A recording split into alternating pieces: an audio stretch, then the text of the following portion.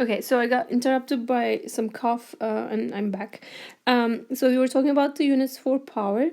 Again, joules per seconds is how we define the units for power, which is watts.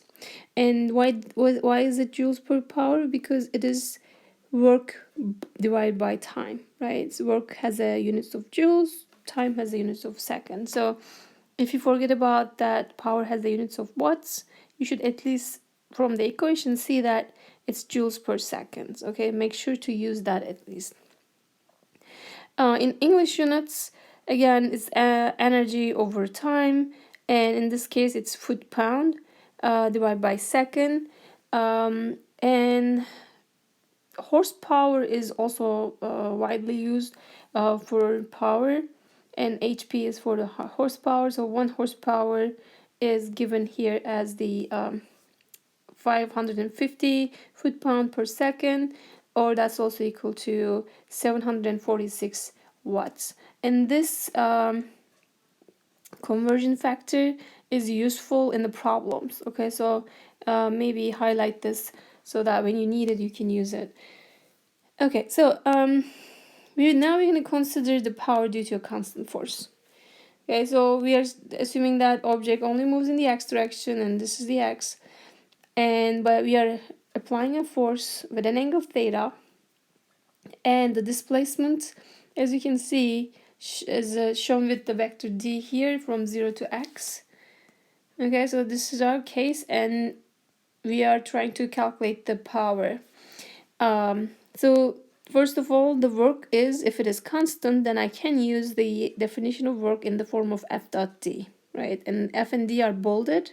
You need to show the dot in between because this is one way of multiplying vectors is the dot product. It could be something else. We will learn about that later. So make sure to show that properly. And when you write it in the magnitude form, again, F and D, they are no longer bolded because they're not a vector there. These are just the magnitude. So you're multiplying F and D. That's why there's no dot in between them, okay? But it's times. And cosine theta. Dot product gives you a scalar value. Again, there's no direction here. It's not a vector. And the dot product also is related to the cosine function. Okay, so for our setup, the displacement magnitude equals x, so that we replace d with x, right? So we just said here d is equal to x. To get the instantaneous power, we do take the derivative of the work done by with respect to time, because you have dt at the bottom. So what you do is then take this work term, plug it in, or substitute with the w, which is the work, and then that's what we did. It's this is the function fx cosine theta, and we are taking the derivative with respect to time. What changes with time? Does f changes with time? Remember, f is constant, right? That's why we use f dot d. So f comes out of that derivative. What about x? X is changing with time, right? So we're going to keep that x in there. What about angle? Do we change the angle, the applied force angle? No, it doesn't change with time. So they are going to go out of the integral, and as you can see, f cosine theta here, and what we have in the function is simply just x. So the rest becomes dx over dt. And what is dx over dt? It's the change in position versus time, right? That is our velocity definition from chapter 2. And since this motion is along the x direction, that means the velocity is along the x direction as well. So it's the x component. That means you can find the power instead of the dw over dt. So that's the work definition. You can directly use the force and the velocity. Right, you're just gonna replace those. So we had here, I'm just gonna rewrite this, P equals to F cosine theta, and dx over dt becomes V. So rearranging that, putting V before cosine theta gives you this equation. So that's the force magnitude times the velocity magnitude times cosine of the angle between F and V vectors. Okay, so it's the force and the velocity vectors.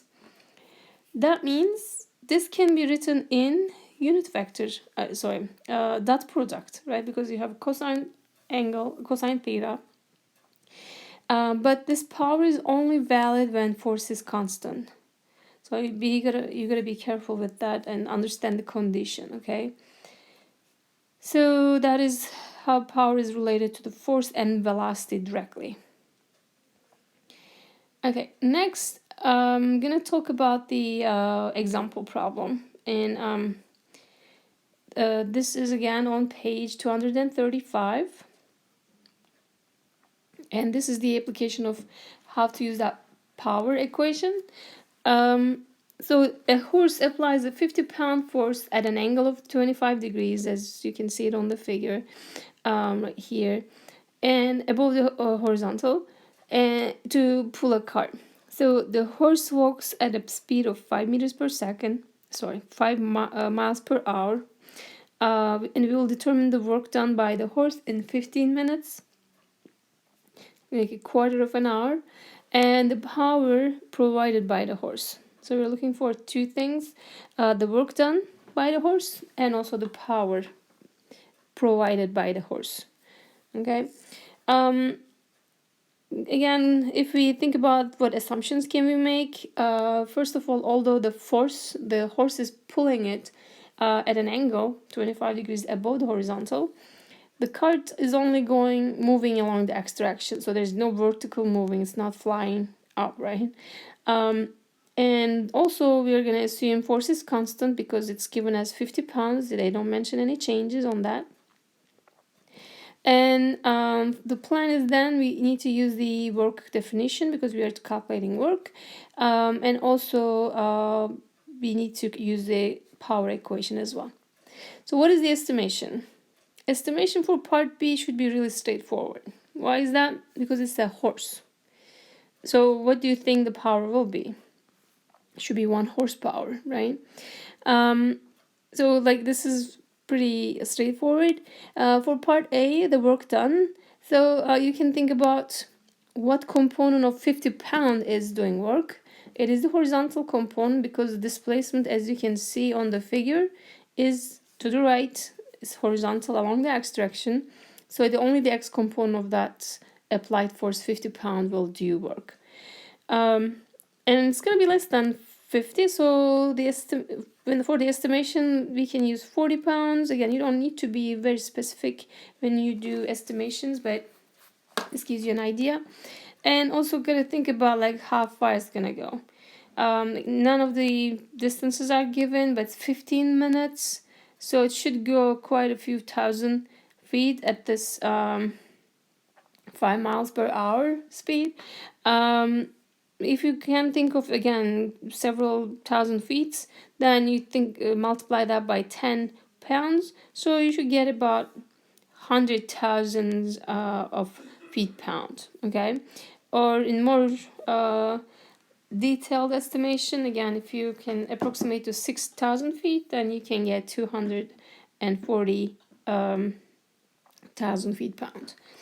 Okay, so in this problem, the applied force, the horse force, it's gonna kind of rhymes, is given, but doesn't mean that there's no other forces. There's the weight force. There's there could be drag force and the friction as well. And actually, we do need them, right? So they must be present, so that we need that constant pull. Otherwise, why would you need a force horizontal, has a horizontal and vertical component, right?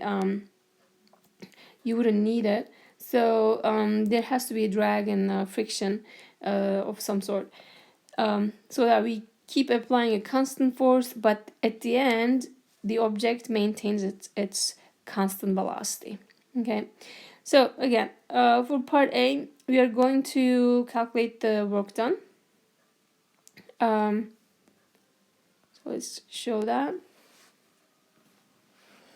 Since our focus is to find the work done by the horse and also the power by provided by the horse. We don't really need or care about the other forces present. Okay, so it doesn't really matter what else we have.